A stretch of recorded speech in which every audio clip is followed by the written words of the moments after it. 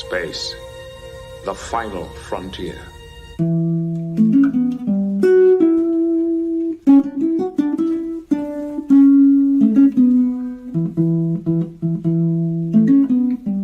Blue skies smiling at me, nothing but blue skies do I see.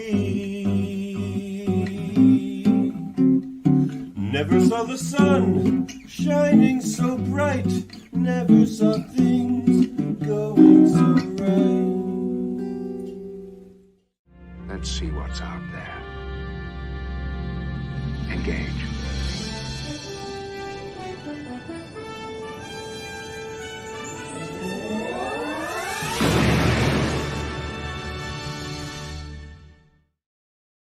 I say tomato, and you say tomato. I say potato, and you say potato. Yeah. Hello and good evening. Star Trek The Next Generation, Season 1, Episode 13, Datalore is over. But we're just getting started here for this August 13th, 2024. As this episode has been over for almost 40 years. We got a great panel to break this all down, including myself, Dave Mader. A live stream here on Facebook, YouTube, and on Twitch. I'm joined by my evil brother in a Wesley Crusher sweater, no less, Jeff Mader. Hello, brother. Hello. That looks really hot for summertime. Well, I'm in character. he's in character. He's coming to us. With a, yes. And next we have Adam Lore himself, Adam Woodward. Hey guys, Jeff, have you ever worn that sweater outside of this? Yes. Yes. And last, we have, he hasn't been here in a couple weeks, but he's back here for a Tuesday night appearance. I guess the X-Men are resting or on sabbatical right now. It's Dr. Davian Soong. Show me your warrior fierceness. Oh, I will. Growl for me. I was here last week, actually. That was last week, actually. This is, of course, the 13th episode of the show. Came out January 18th, 1988. Directed by Rob Bowman. Story by Rob Lewin and Morris Hurley. In this story, Data finds his evil twin named Lore. And the crystalline entity is introduced and all kinds of things, guys. So spoilers, we'll be talking all about this and probably very likely future episodes of Star Trek The Next Generation to come after this because Lore is a recurring character that goes well beyond this first season. Actually was featured in Star Trek Picard Season 3 amongst some other episodes. So we'll be talking all about that. If you don't want to know, don't listen. But if you do, stay and listen. And with that all said, guys, what do we think about this episode? Shut up, Dave. What? Do shut up, Dave. Shut up, Wesley. All right, I'll join in. Shut up, Dave. I'm not Wesley. Shut up, Wesley. I think it's Shut an up, Wesley. example of a lot of the problems with season 1 of TNG. It's a perfect example of what's wrong with TNG. Yeah, like this episode, much like many, many episodes of season 1 of TNG, is it relies on the bridge crew being inexplicably stupid, or especially inexplicably short with Wesley. Like, why is he there if you're like literally never going to listen to a word he says? Like, that just keeps coming up again and again in season 1. It's just like, really, Picard, like, this is the bridge crew of the flagship, and they're this stupid, Right? Like, and Lore kind of points that out in this episode. Yes. Yeah. He finds all humans to be stupid, but and he finds Data not admirable for wanting to live amongst them. He doesn't value them too much. Like I agree that Riker is in particular is inexplicably stupid. Even Dr. Crusher to an extent in this Picard episode. for sure too. Like when they turn when Dr. Crusher turns Data back on, but they think it's Lore. Like, how does she know it's Data? Other than She doesn't. Wesley told her. Yeah, Wesley told her. Wesley is, but she wasn't believing him until he turned him back on. But that's kind of beside. Sorry, go ahead, Jeff. Oh, it just seems like whoever wrote these episodes, especially like the last episode and this episode too, like is writing it from the perspective of Wesley. You know, it's like, I remember when I was a 15-year-old boy and I was told no all the time, but I was actually right. You know, like that's kind of how it, like the perspective of like how it's written. And which I agree with Davan. Like that is kind of the problem with like the way the story goes. It kind of makes Wesley the main character, which is kind of strange. Like, why? Why is he so important? And then the next thing is, the one thing I really noticed throughout the episode is that, like, was it the same guy who did the music for like A Few Good Men do the music for this episode? Because I noticed the music. The same. The music is pretty active. Yeah, like it's quite the score. Although I don't. Well, there's suspense in there. There's kind of some whimsical nature to it. Norman pointed out that the 80s trope where the kid knows everything and the adults are stupid or closed-minded, like in most Spielberg movies. This is still supposed to be the best crew of the fleet. But they're just so stupid and so closed-minded in this first season. And like watching this first season, I feel like there's like just a couple of things that got them that second season. And one is in this episode, and it's like the acting chops and charisma of Brent Spiner. He got to show off a bit in this one, and this is the first one where Data sort of stops being kind of stupid as well. Yeah, like I don't know if I feel I feel like you feel more strongly about them being dumb or stupid than I do. Like, I think that, yeah, there are some like questionable things on the count of some of these characters at times, but it doesn't bother me like it did in Enterprise. I'll tell you that much. Well, they had a reason to be stupid, or at least, but they didn't. But they didn't. If I can just jump in, because Dave, I think I told you a couple of weeks ago when we were doing this, is I've avoided season one, like when I do my own rewatches, because I thought I hated it. Mm-hmm. And I'm quite enjoying this rewatch right now, because it's like I haven't done this for a very long time. And when you consider that Next Gen was the first show after a very long break between the original series and anything, like this is 88. January. They've been doing movies. Sure. Yeah. But 20 years had passed, right, since TV. I mean, they've done now how many episodes? What are we on here? 13? So 13. Yeah. And number one, that's the first point. I think that they had their break, and now it's time to get back into it. And Dave, you just made a point about Enterprise. Enterprise followed how many other shows? Voyager, Deep Space, Enterprise. Yeah, three directly before it. And then so they had a pretty good cadence going at that point, you know, to get started well, and they didn't get started well in Enterprise.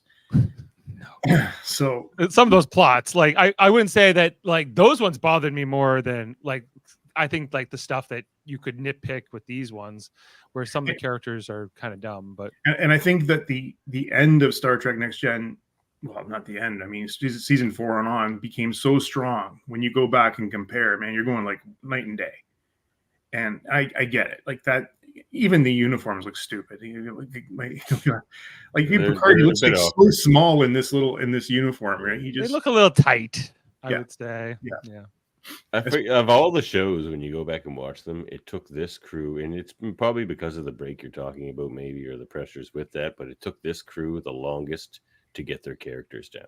Like in the other series, most of the characters and actors have their characters down within like a couple of episodes, and it doesn't change a whole lot. It takes on some of these characters like 2-3 seasons to kind of figure out who they are. Well, who would you say that would include? Season 1, everyone. Data starts to act like Data in this episode. By the end. The one thing that saves this episode is the last 5 minutes. The last 5 minutes are really good. But he is so good in this episode. Yeah. I would agree with that.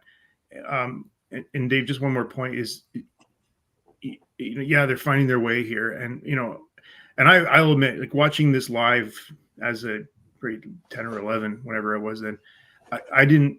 It took me a long time to get into next gen because I was so conditioned, watched the original series so much growing up, and I don't remember when I started, but I never gave up on it. I just never. I remember not thinking it was great when it started. It Right. wasn't. Well, I don't know if anyone hates this first season more than Davan. I'm pretty convinced because I don't think it's that bad, dude. Like it's Well, it's they're not the characters we love. Like Picard is. No, he's But not. he sucks. Yeah, I agree with Adam. He's not. He's not. Because He's quite unlikable in this first season most of the time. The big goodbye, he loosens up a bit. He's not his what's the word? Inquisitive, judgment, curious before he's judgment. Closed-minded. Yes, he's not. No, he's not. Oh, I believe he's definitely got that. In this very episode, like Data says, like, "Hey, why are you referring to Laura as it? Why are you saying, instead of he? Like, are you putting me in the category of things? Like, I apologize." Yeah, but he would never have done that in later seasons ever. He wouldn't even. But he was Or open-minded. shut down Wesley like that. Like, he did shut down Wesley's Wesley. just like, hey, maybe Data's lore. He's like, what? You're a child. That's ridiculous to even. Wesley suggest is such a annoying. thing." Come on. No, but his point was absolutely spot on. Yes, but he is annoying. And then, like earlier in the episode, when he was like, what, we shouldn't be weird about, Data being a machine. We're just a different kind of machine. I disagree completely. I think that the stuff with Picard is pretty much there from even Encounter at Farpoint, and even Data, who does a dick. He's always a dick. No, I don't agree. He's not always like super like personable and comfortable with like casual kind of chat and whatnot, but he's not a dick, and he's open-minded in these later seasons. He's so likable. Like, outside of like kids, which are obviously his like Achilles heel. No, sure. Right? Like, I don't think that that's really quite fair. He's a little bit more like, I'm the captain in this first season, and he's a little bit more arm's length with Riker and some of the officers. But that really, look how he put Beverly off the bridge in this episode. I think Beverly right off the bridge. You think he would do that in later seasons? He's Just also 'cause he was, like, annoying. He's got a brand new crew of the biggest of the flagship, so he's definitely trying to assert himself too at this point. He wants no relationships with his team. I get it, but there's character development aspects to it as well. Sure. Yeah, I agree. Mhm. I agree. he grows as a character and as a captain, I would say. And that's good. I just think it took this crew the longest to get there, as far as who they thought their characters were. But don't you feel like that's on purpose? Like, don't you feel like they wanted Picard to start there? Like, it wasn't like they hadn't figured him out. It was more like, no, we're gonna start him off as this like kind of like surly guy, and the crew will kind of start to like he'll start warming up to them as the seasons go on, and that's kind of what happens. Like, how many times like when they do like, oh, he doesn't go play poker with them, and then like because he keeps them at arm's length, and then that's his character. That's his base character.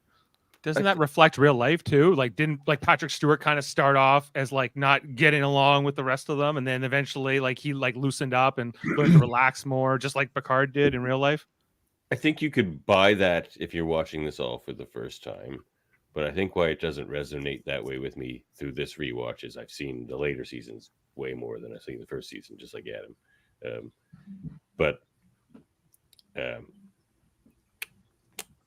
I just lost my train of thought. So Picard. Oh, so you're talking about this. We're talking about this character development aspect and how he's just grumpy, and that's who he is, and he changes as a person. But in all the stuff we see after that in the later seasons, all the descriptions we get from whoever knew him before never describes him that way. Like, how did they describe who Picard is? He is more fun.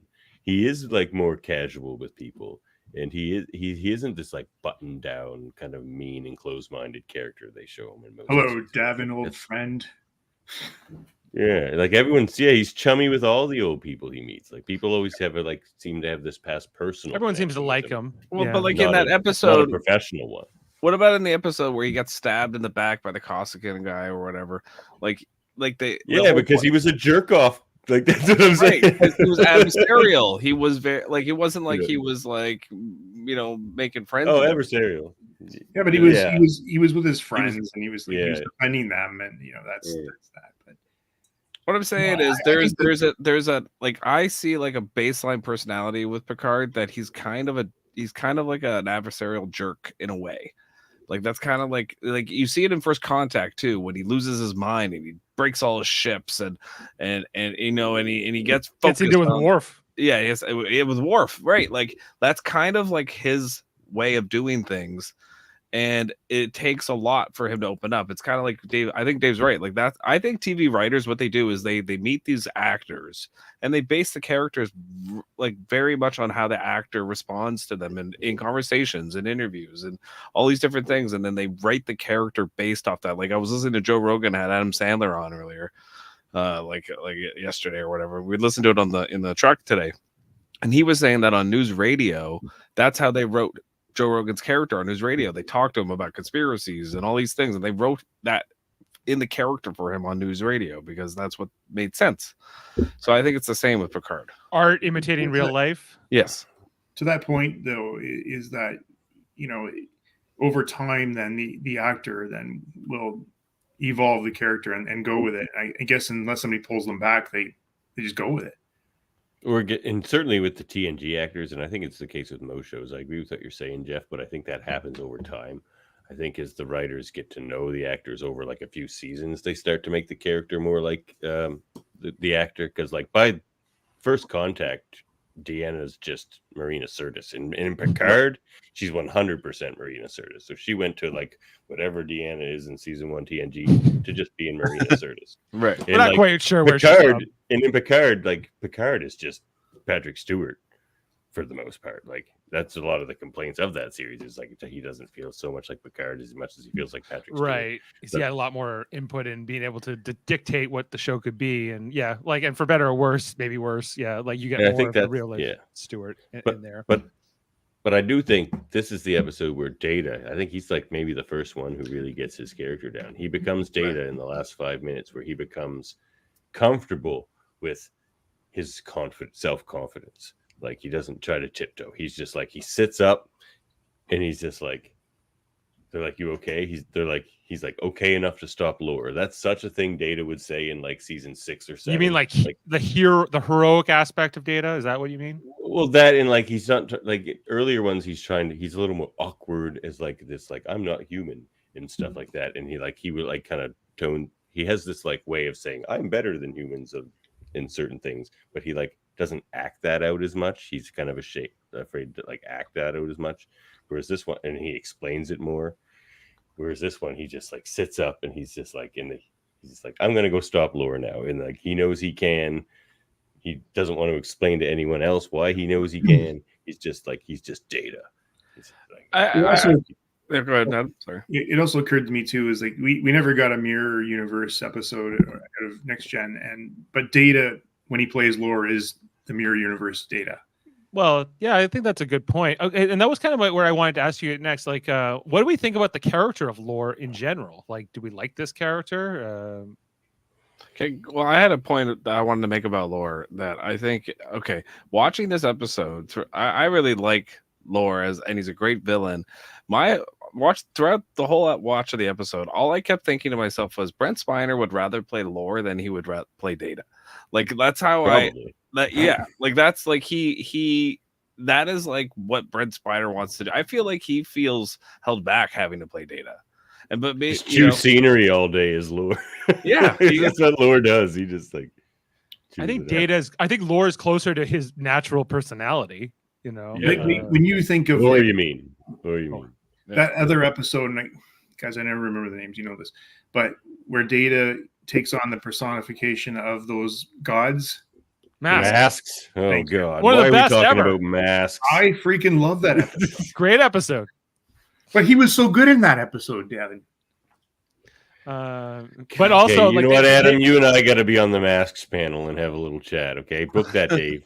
Matt, like I just saw an interview with Brent Spiner on who's the guy who played Lex Luthor, Michael Rosenbaum, and he was like, they were like, when we did masks, and I had just come off being the lead in the previous episode, so I just like hammed it up as an actor when I was playing some of those characters, and all the other actors behind the scenes were just completely making fun of him, and we're completely. But I don't mind like that kind of overacting sometimes. Like you don't have to be like always subtle and sort of thing. But yeah, they were And I really like Laura before. I liked like B4 because I hated that character. I hated B4 as well. Yeah, B4 sucks. Yeah, boo, B4. I wish Lore was a bit more complex. I guess Me too. he's a little bit too one-dimensional of a villain for me. He's just pure malevolence most of the time, and he doesn't.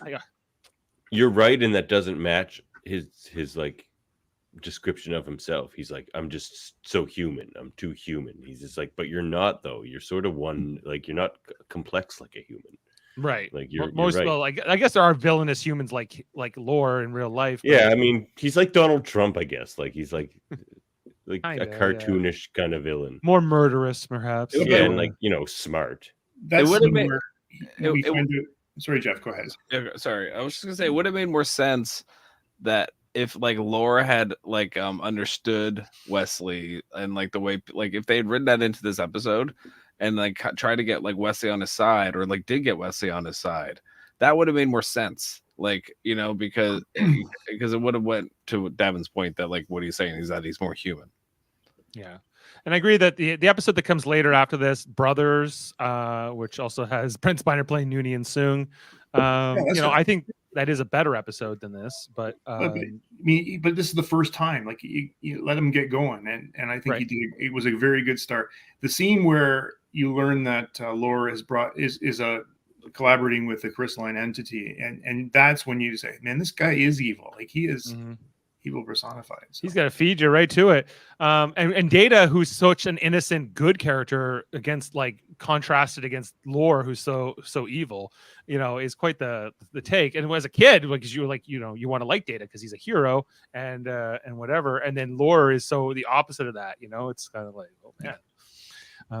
Let's go through the plot of this episode. It won't take us long because it's not that complex. Quite frankly, I think the plot is maybe the weakest part. But so they're Can I say something on the plot one sec though? Oh, yeah. It also relates to what I've been saying about season 1. This is like a plot from like Three's Company or something.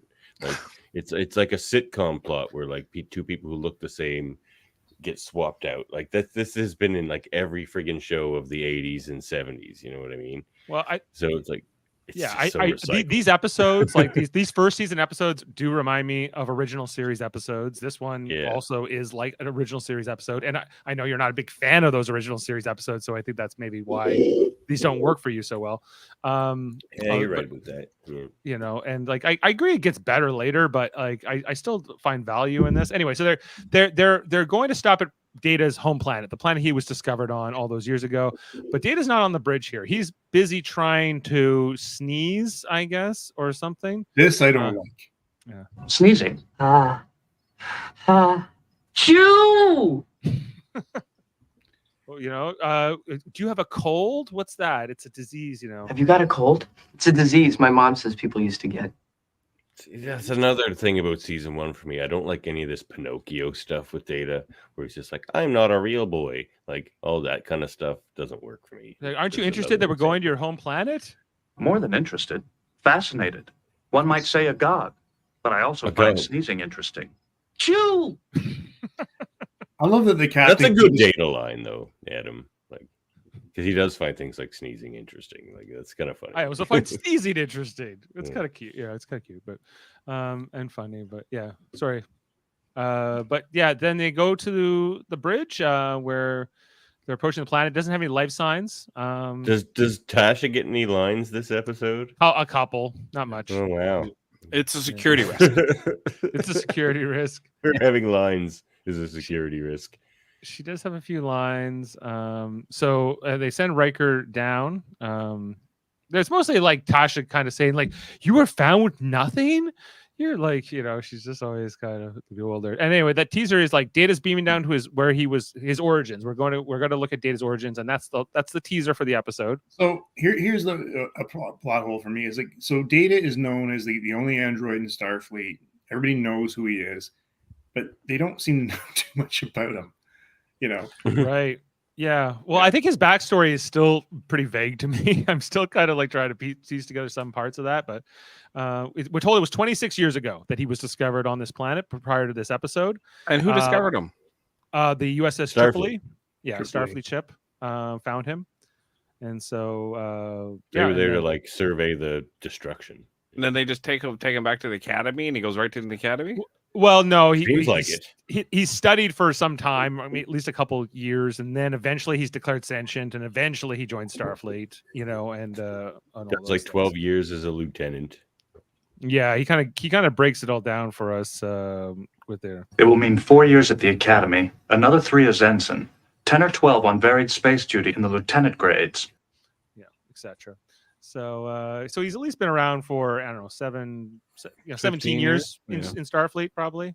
So there's a few of those early years. But you remember, there's the Measure of the Man episode where he brings out all his recognition, Medals and stuff. Yeah. So he's done some stuff, and it would be a great backstory. I'd love to know more about Data. Yeah. There's probably books about that. You could even do a prequel about Data. Would be kind of interesting, I think. But Brent Spiner. If it's not Brent Spiner, I don't know if I want a different actor to do it. But No. Wait. Data rest with Brent Spiner. But we can have 10 Spocks. We can have 10 Spocks and, But and, I'm not and super 15 Kirks. Stoked on that either. Yeah. So we're seeing here. I do like new Spock though. That the planet is devoid of life. It's been all it is like dead trees and rocks and dirt, and all the farms are gone here. And they kind of come down to this rock face here, where Data says, "This is where I was found, on this flat slab here in this cave." And the first thing I remember, there was just a layer of dust on him, so he maybe had been there for a little while before being discovered. And Did you ever notice literally every planet they've ever gone to in Star Trek, the planets use stone staircases? Yeah. Why does nobody use wood in the? I think they were trying to do the original series thing here, where they're trying to reuse this same planet set over and over again. Yep. They eventually moved away from that. This first season's obsessed with trying to be like the original series. You can like the sets, the also, why is there like, who's the engineer? Argyle. Oh, Argyle, that guy. Okay, yeah, they show up in this episode. I'm like, what is going on? Why they don't? But there's no engineering set. There is. Yeah, it's there. Oh, it's there. Okay. Yeah. They said don't make an engine room, Gene Roddenberry. So he wrote a scene in the pilot for the engine room just so they would have to build it.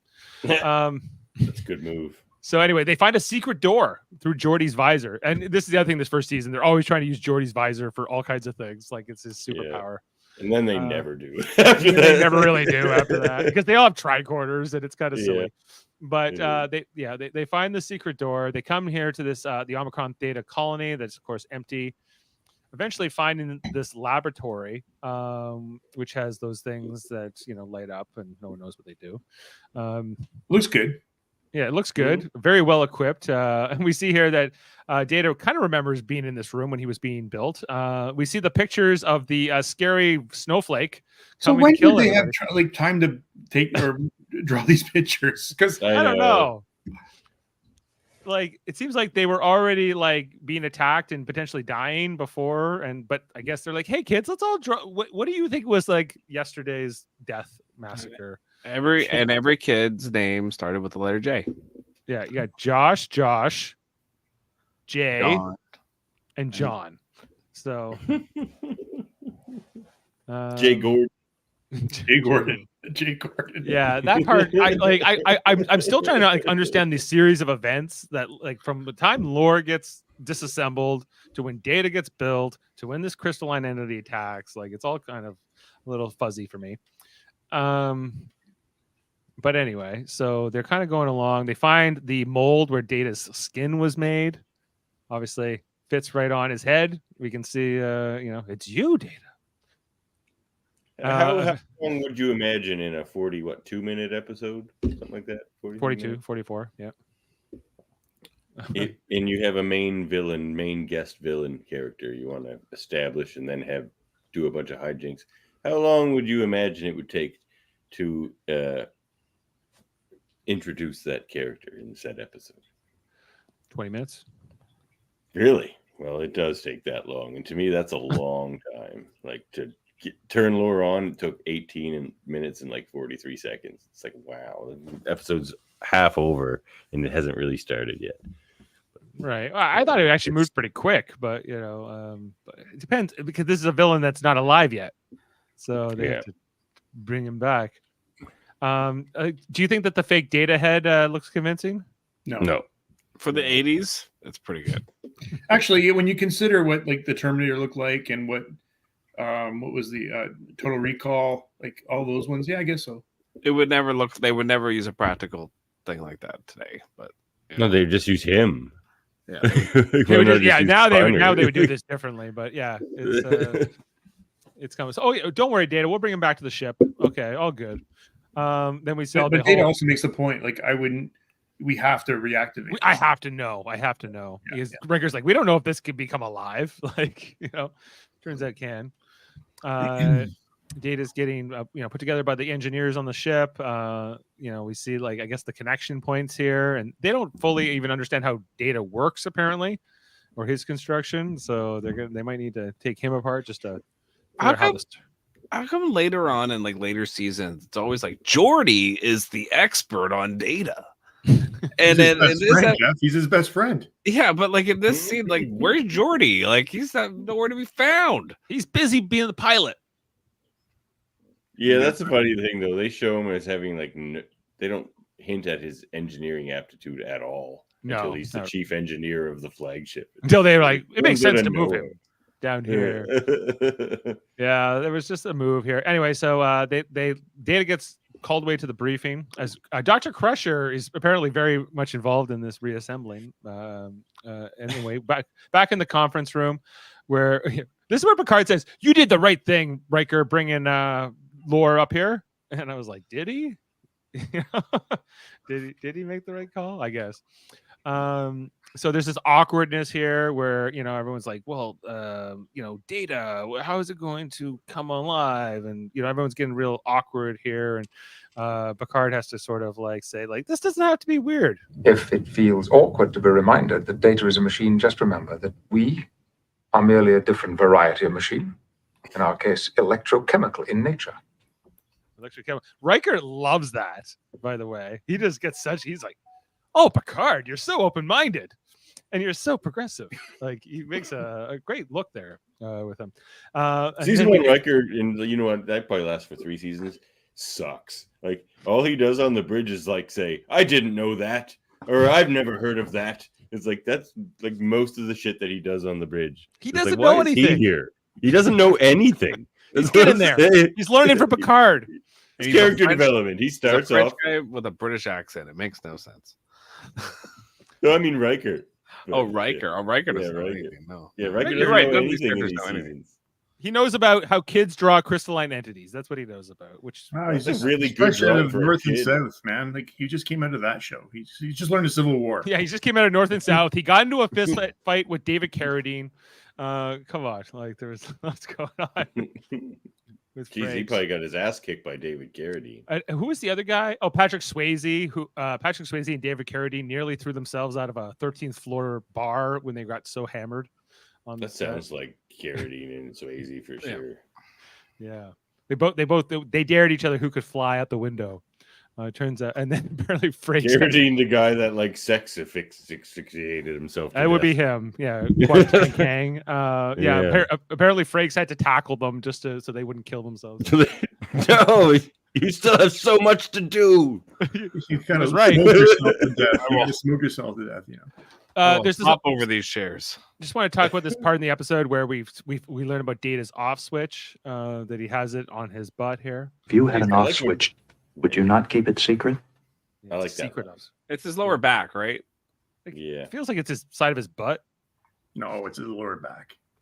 Lower back. And Don't be crude. It's yellow, so yeah, you're right. It has to be.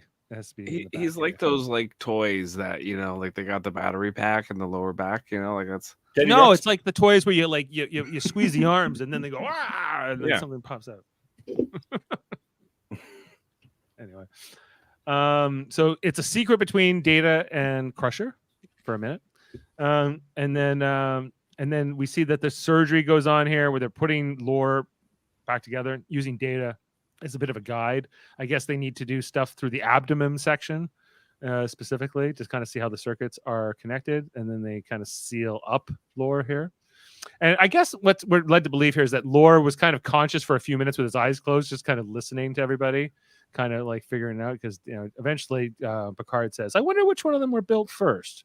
And this is where he interjects. Oh, he was, and then they built me because I was more perfect. They needed a more perfect android. You can call me Lore. You may call me Lore. And that music is so ominous. He's evil. He's villainous. And he's got a twitch. No good guy has a twitch in their face. Everyone knows that. That goes away. Like, I don't think they ever do that again. No, I think I would like to believe after he fixed his face there, he never went back to it. But I don't know why it took him so long to get there. Anyway, so then there's this next conversation sometime later between Picard and Data where Picard's like, "Are you still loyal to me or are you loyal to him?" And he's like, "No, I'm loyal to you." He's like, and the whole thing is like, I see your point about not using it rather than him and everything else. Then they go to the bridge where Lore's learning all about the ship and the con. This is a bad mistake, right? Okay, this is where I agree with you guys. Like, what the hell are they doing? Why are they letting him do this? Even Data's a bit surprised by this. The whole time Data's just like fascinated. He's like, there's no precautions even from Data. He's just kind of like, okay, what's going on here? Okay. Like, he doesn't have like really any like concerns. And he's like, why not? I don't know. There's this whole part here though, where Riker asks him what the square root of, your forehead is or whatever. I don't know, something about piloting. And Lore kind of gives away that he knows more than he does. And then he goes, "Oh, I heard someone say that once, there's a few times where Lore gets caught in his lies and he's like, and then he gives like these kind of bullshit like explanations that are very unconvincing, I would say. Why is Riker doing the old like what's this about? Stink eye on Ward. I think at this point Riker is suspicious of Lore, but then that suddenly goes away when he's led her to go to examine. When he starts to act suspiciously. It's like, I was probably just being paranoid. Yeah, I need to be more open-minded, like Picard, my hero. So I didn't hear anything about that. I just want to point out this next scene where like Data and Lore are walking down the corridor, and this double for Brent Spiner is clearly not Brent Spiner. It's not even close. That hairpiece is very off on the left there. Yeah. But I think Adam's like, come on, it's the 80s. Oh no, did I sound like that? I thought that's what you were going to say. I would say it was what he was thinking. Oh, look, go back to the last shot. Look at that lady's sweater up ahead. That's a great sweater. That's a Wesley Crusher sweater right there. Looks like Jake Sisko too. Yeah. Jago. Oh. Jago. All right, and then we got the famous meme here where with Lore pointing like, "Thank you," because they're talking about Wesley, and that Wesley's smarter than he looks, even though he's more capable than even though he's just a kid. And he's like, "Thank you for that information, brother." But they use like this image all the time for different memes and stuff like that these days. They go to the quarters. They start. He's like, I need to learn about Noonien Soong. He goes, Good old often wrong Soong.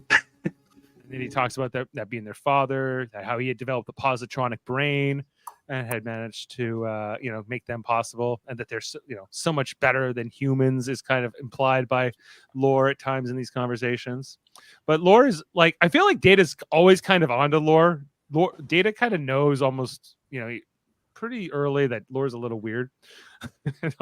Some of the things Lore is saying are kind of off. Yeah, but he doesn't like do anything about it. He doesn't really report it. He says he will report it to the captain, but then I don't know. Like, they're suspicious of Lore. On the other hand, they were teaching him everything about the ship 10 seconds earlier. It's almost like they're inexplicably stupid. They're inexplicably stupid. I think it's the writing, really, quite frankly. But it is. The writing in season 1 is not good. They don't make this crew seem like the flagship bridge crew at all. They're like really stupid. But yeah, they would never treat Spock that way, where like Spock's like just dumb. But that's like that's the thing. That's kind of the difference. Yeah, and like, it's just lazy writing. It's like unsophisticated writing. It's their crew has to be that way because it would be more difficult to write them smart and still have all these things happen. But you know what? You got to. You got to go to the next level. Yeah, we see here Laura gets to access the computer and uses super intelligence. Much like this kind of reminds me of Space Seed and Khan and like them giving him all the technical manuals and telling him how to run the Enterprise. It's like, okay, well, just prime your new villain on the ship. With everything you need. They start learning about the crystalline entities with a combination of the drawings from the kids and what Lore explains, because Lore knows about the crystalline entity and he tells them quite a bit about it. This thing that kind of goes through the universe, consuming energy and life. And Riker goes, "Do you think that could exist?" And Picard, very again open-minded Picard, says, "Considering how big the galaxy is, it could be." Riker's like, "What? I don't know about this. What does this mean? What are you talking about?" Then there's this whole part here where Tasha's like, "Hey, Lore went to like the lab on deck 4 and fabricated some stuff, and made some things." And he goes, "Oh, that's just like that would be like a human going to get an ointment." Yeah. Why does he need an ointment? Okay, I haven't seen this episode in a long time. I thought at this point that Laura had already switched, and like in this scene, I know it's not. We find that coming up. It's coming up right after this. But I'm like, how dumb can Data be to say something like the human anointment? No, I'm like, this has to be Lore. That's what I thought. Well, Data's implying like, don't be suspicious of him. Don't be racist against him just because he's an android. He could be, just give him the benefit of the doubt. Fun fact: in the first 22 episodes of TNG, Tasha Yar and Commander Riker are in a uselessness contest.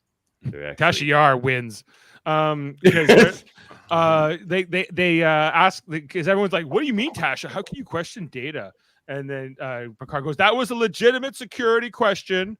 Yeah. Okay, but she could have asked it in the ready room. But she looked so proud after. She's so happy that Picard's like, "You did good, Tasha." Yeah, that was the most. It was actually embarrassing. It was cringy. It was really cringy and embarrassing for Tasha Yar. She was like, "Yeah, right, guys, right." I did do the right thing. Yeah. I did. And then Wesley has the exact same concern, and he's just like, "That's fucking ridiculous, Wesley." Yeah. I like Tasha.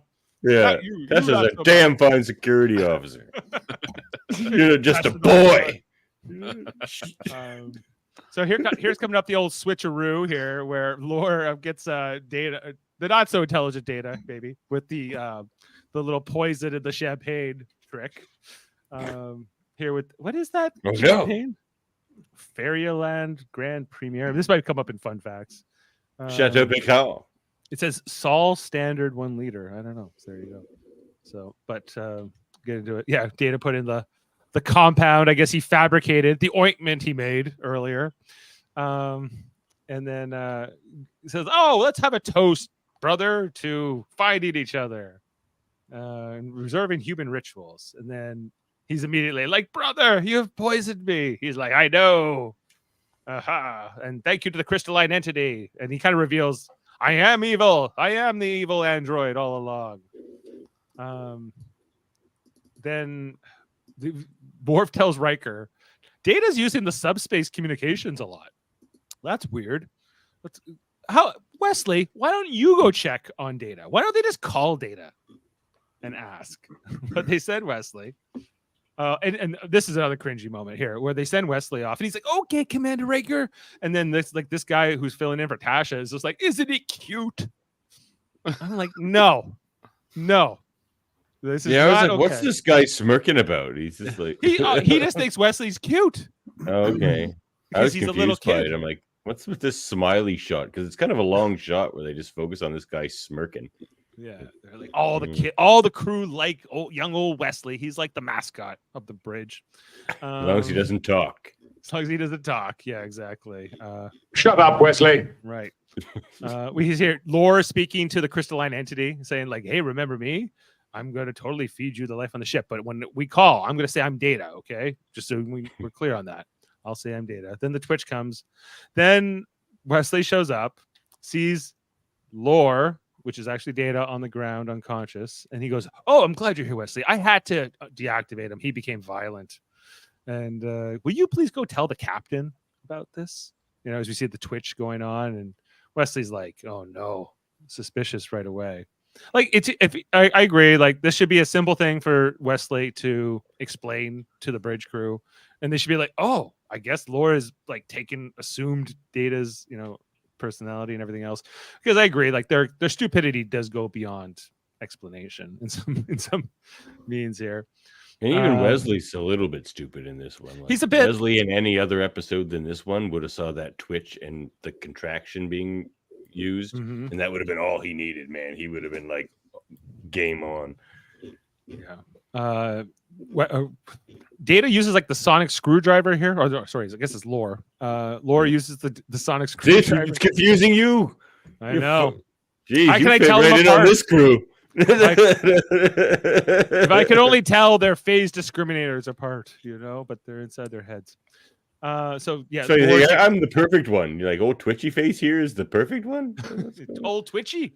Yeah, but he fixes the twitch, and then we go to the bridge here where Dr. Crusher's like, what did he say? What did Data say about Lore? He's like, he just turned them off, which Dr. Crusher finds suspicious. She says, Data, which is actually Lore, you swore me to secrecy about your off switch. I have to tell the bridge crew everything. If I can't tell you guys anything, who can I trust?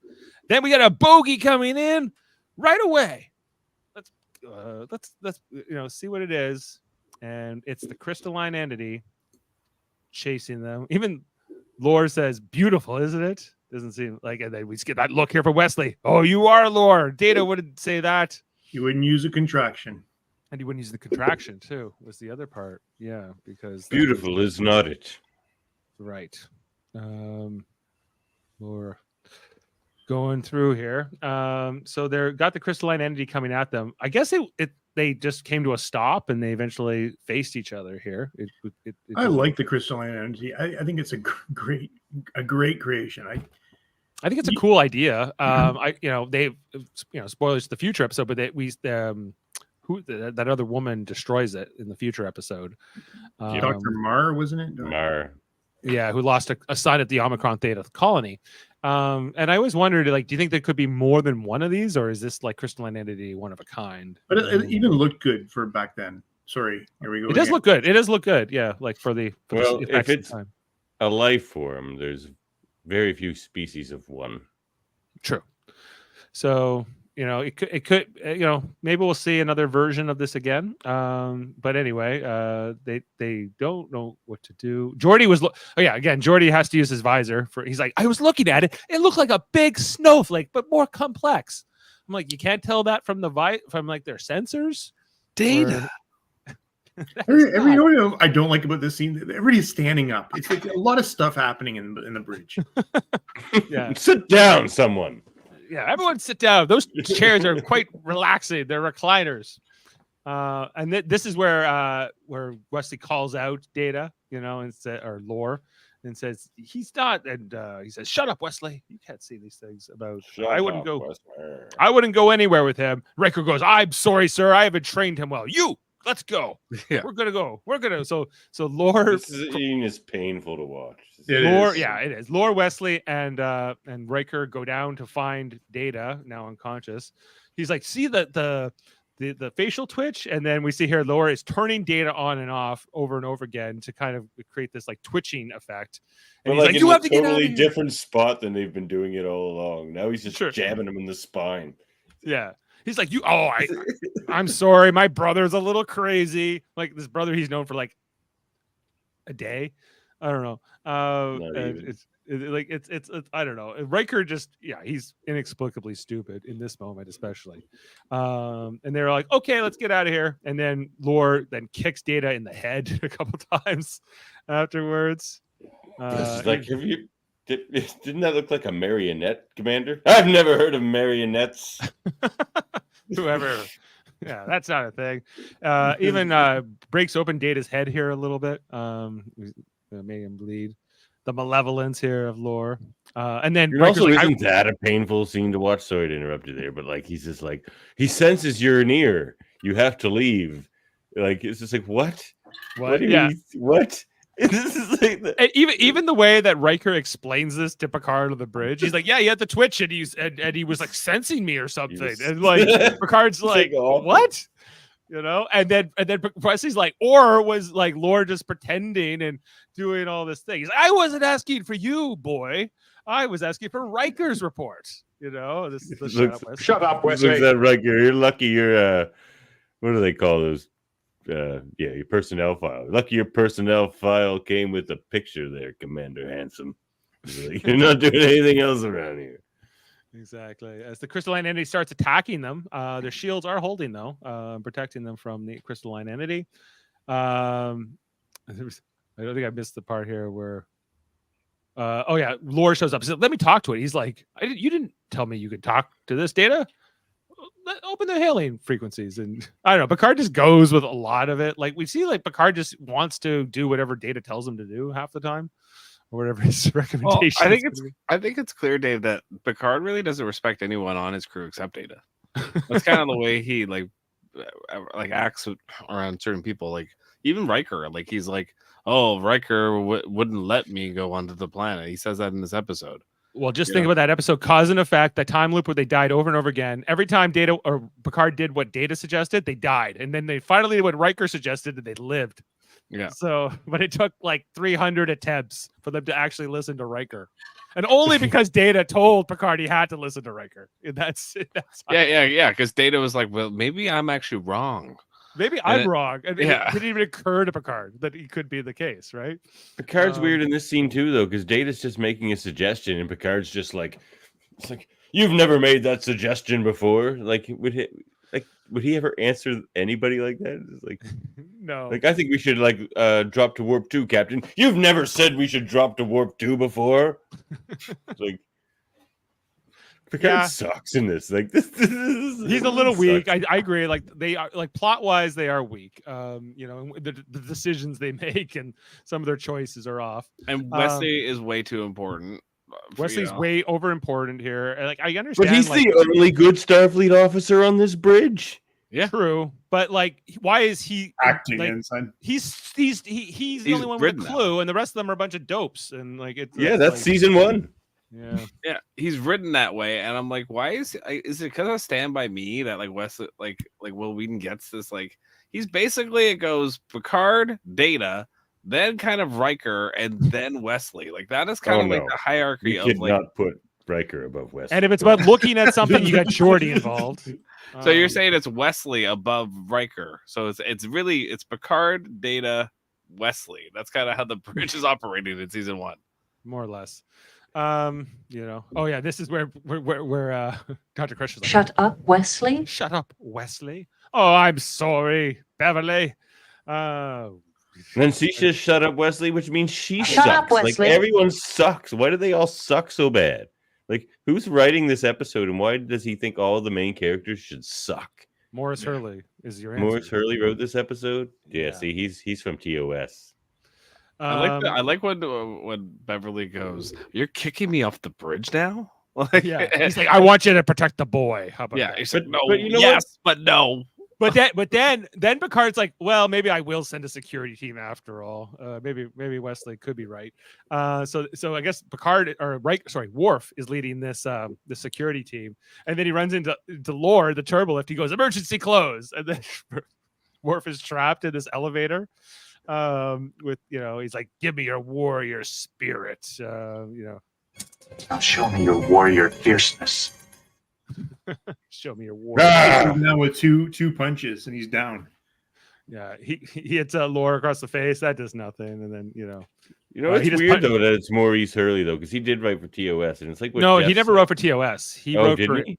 He was like, he became the showrunner in season 2. He was like that guy that Gene Roddenberry liked for some reason, but he had originally come from like. Oh, he was like his lawyer or something. No, you're confusing. That's another guy, but like, Okay. He becomes the showrunner in season 2. I think because he wrote episodes like this, like with Lore, which was a well-received episode. It's like what Jeff said though. They didn't write the TSOS crew as dopes. No, like I think DC Fontana, like not sometimes they do, but not really. You're right. Anyway, so Worf gets. It's kind of amazing to just see how much more powerful these androids are than Worf, and how easily he's put out here. But the thing is, though, at this point in the series, we don't know how powerful Worf can be.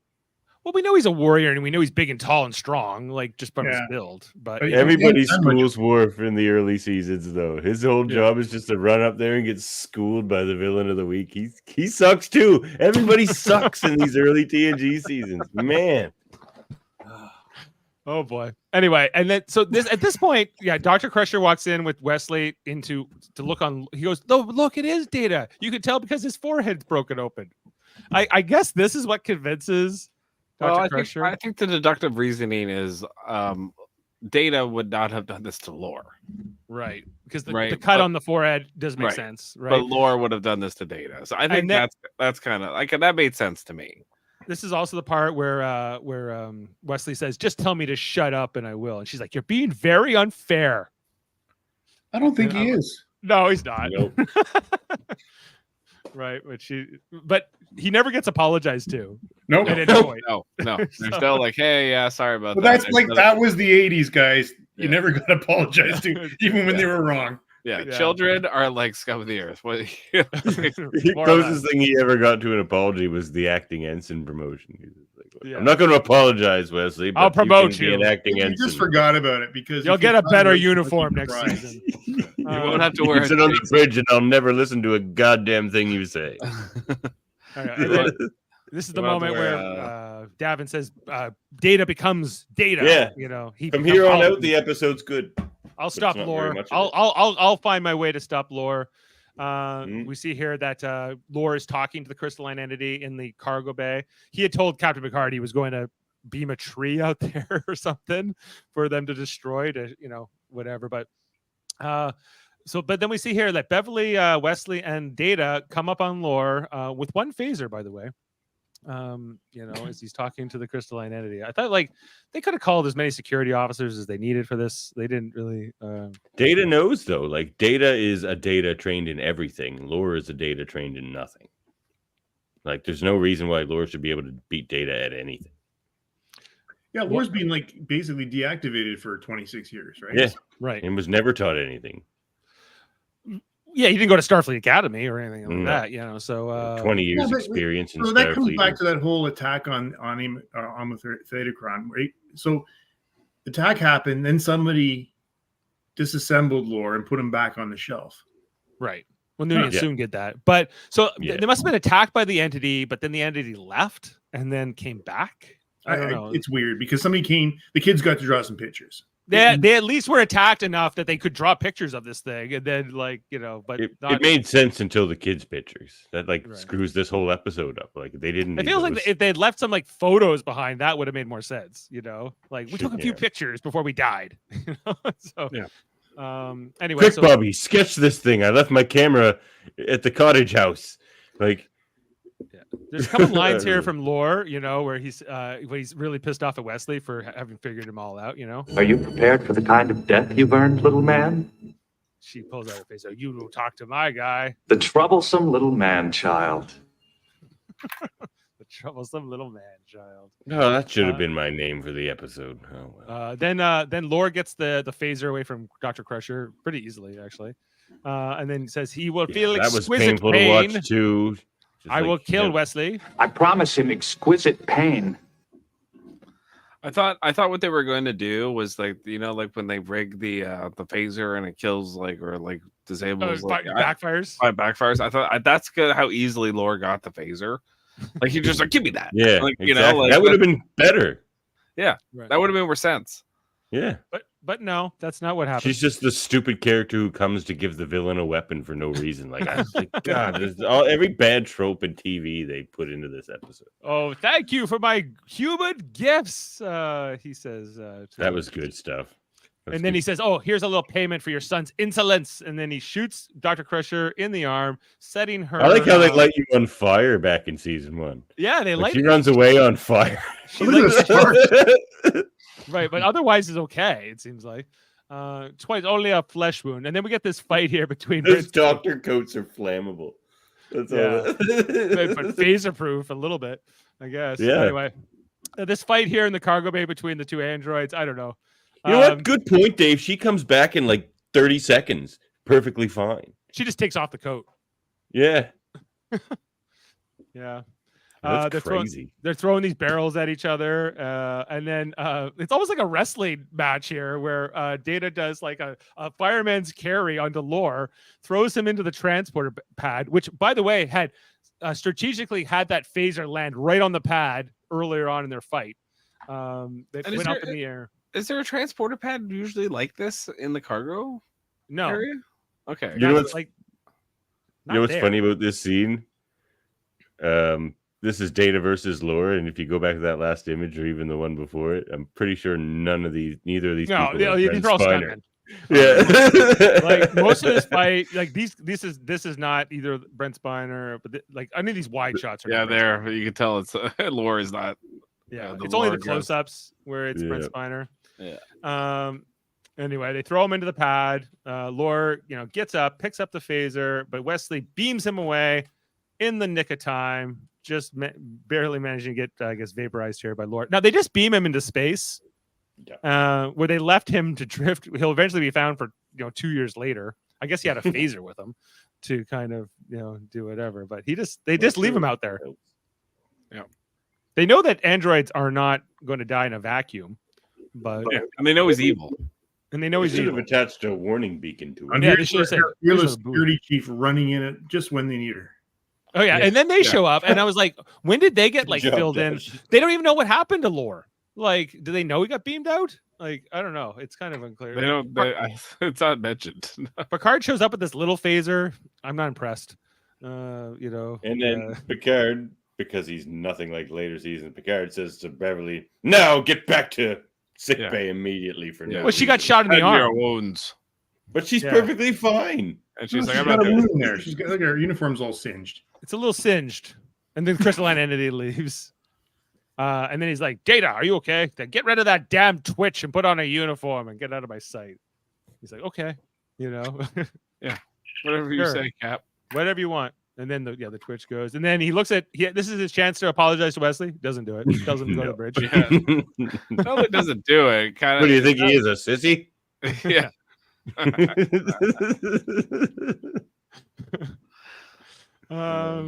never would have apologized either. So no, man. No, but he would have gave you that cool smile where he's like he would have felt good. We get this like original series moment here where they're like, "Do you think Data is something or other?" I don't remember what the question is. And he goes, "I only wish we were so well adjusted, Captain." And he goes, "Agreed." Credits.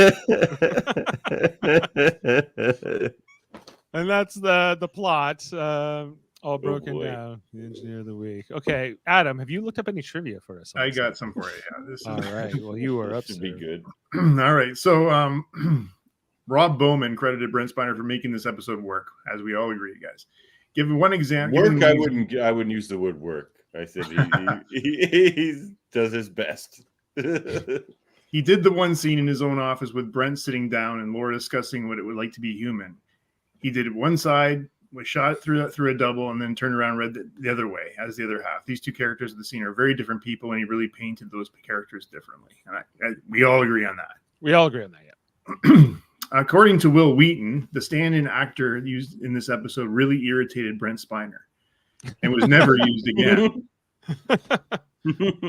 He described the stand-in... Think you're better than me. That's right. He described the stand-in as looking like a breakdancer doing the robot whenever he had to portray Data or Lore, and said that I think that guy was really into playing an android, and his enthusiasm got cranked up even more to 11. And by the end of the week, pretty much everyone wanted to deactivate it and sell him to a nearest Chawa. Good old Will Wheaton. Those Shut up, stand-ins. Will Wheaton. No. Yeah. Shut up, Wesley. This is the final episode written by Gene Roddenberry before his death. I guess edited by Gene Roddenberry. He is on the teleplay. Okay. Yeah. Data's creator's name is Noonien Soon, similar to Khan Noonien Singh. Gene Roddenberry actually used these names in hopes of contacting a World War II buddy with a similar name with whom he had lost contact. Didn't work? I don't know. Yeah. Okay, I'm going to tell you Biff Yeager, and I said Biff, reprised his role as Chief Engineer Argyle from Where No Man Has Gone Before. Biff's a real name? Biff, yeah. This made him the only chief engineer to be seen twice during the season. Well, I guess Because there was a lady there for a while too. Right, she was in a couple of the episodes. The one where they all get in the naked Naked now. now, Yeah. The line "Shut up, Wesley," Dave. Oh, Jesus! Shut up, Wesley. Spoken by both Dr. Crusher and Captain Picard, has become a popular catchphrase for fans to express frustration with Wesley Crusher. Shut up, Wesley. Data's quarters are seen for the first time in this episode, and the design changes significantly in later episodes. Yeah. Executive producer Maurice Hurley was pleased with the outcome of this episode, saying the sets, the design, and the look of the show is brilliant. But what about the plot, Maurice? I thought it was may have been the best looking show of the first season. However, he felt the characterizations weren't quite right. This is the same opinion put forward by Brent Spiner, who thought Data's actions were not in line with the expectations of the character. Data's not the one that bothers me as much, as it's really Riker and Picard and some of their decisions towards the end there. So they should see it and they don't. While popular with fans, the line "Shut up, Wesley" Shut up, Wesley.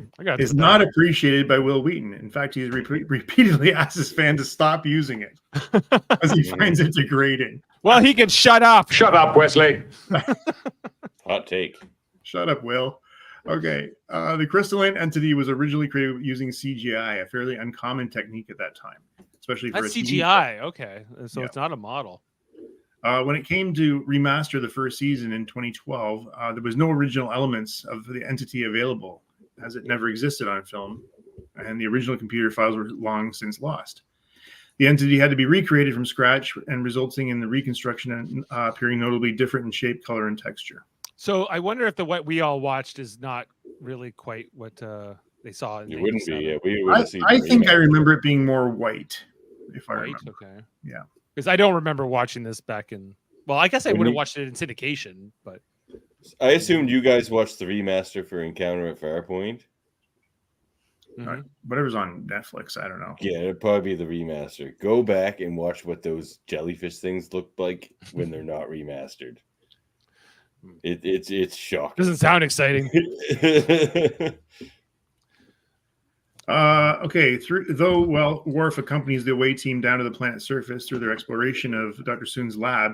He has no speaking lines during the entire sequence. He does not say anything until 21 minutes into the episode.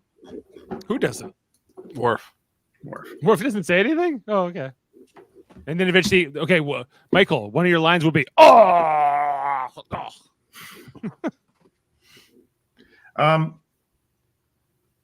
Who wasn't in this episode?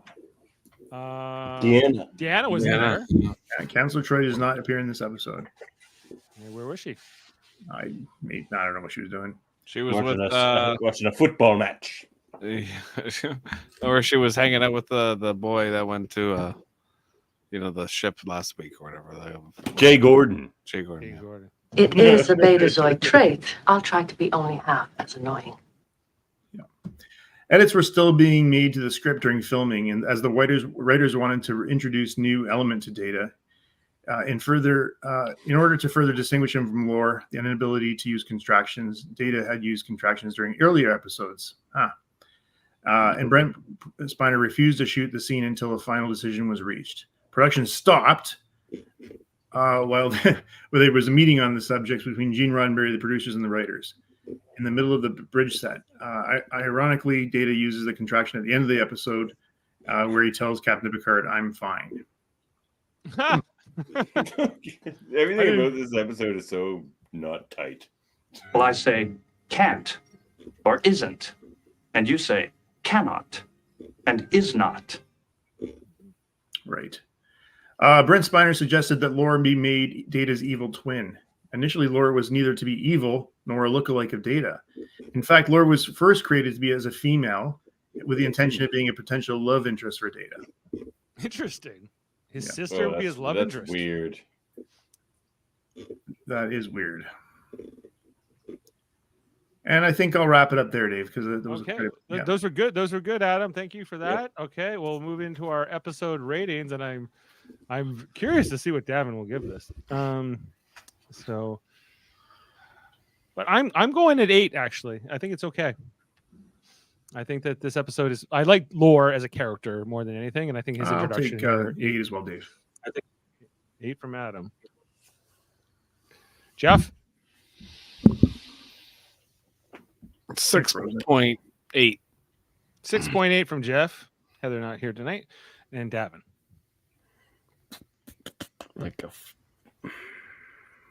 me see where I'm at here. Give the battle a 5, hiding Q a 6, and Big Goodbye gave a 6. Okay, Datalore's a 5. You like the Big Goodbye more? Oh yeah. All right. Well, we're averaging a 7 out of 10 tonight, so decent.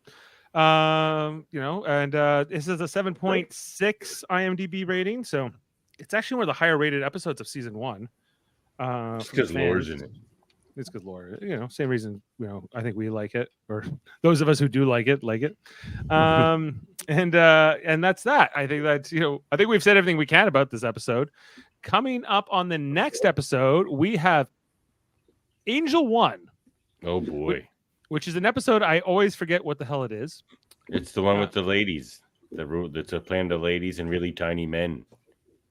The Enterprise arrives at a planet Angel 1, which is ruled by an oligarchy of women. Oh, okay. Well, to talk to me about that one, a panel next week will be Jaemeel, Jane, and Heather. So look at perfect panel for that episode. So that's what we're bringing in. Check that out in 1 week's time to talk about Angel 1. Any further comments here tonight about Datalore? You did have Davan. Remember, we did a debate 9. Yeah, we did. That was fun. Do you have a debate 9 coming up? No. Oh. What are you talking about, Adam?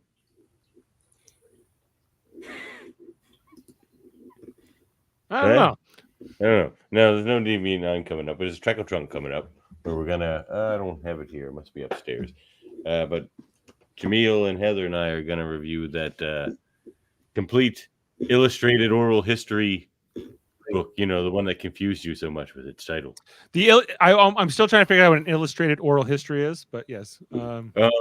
Yeah, it's actually, I started reading it. It's just like snippets from the old Star Trek magazine, and so it's all like interview snippets kind of thing. So it's all just quotes from people. So, well, what's the oral part? That because it's all quotes from people. It's all just people's telling you stories about what it was like.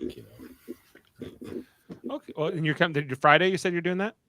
The next Friday, I think. Either the 21st or the 22nd, whatever day that is.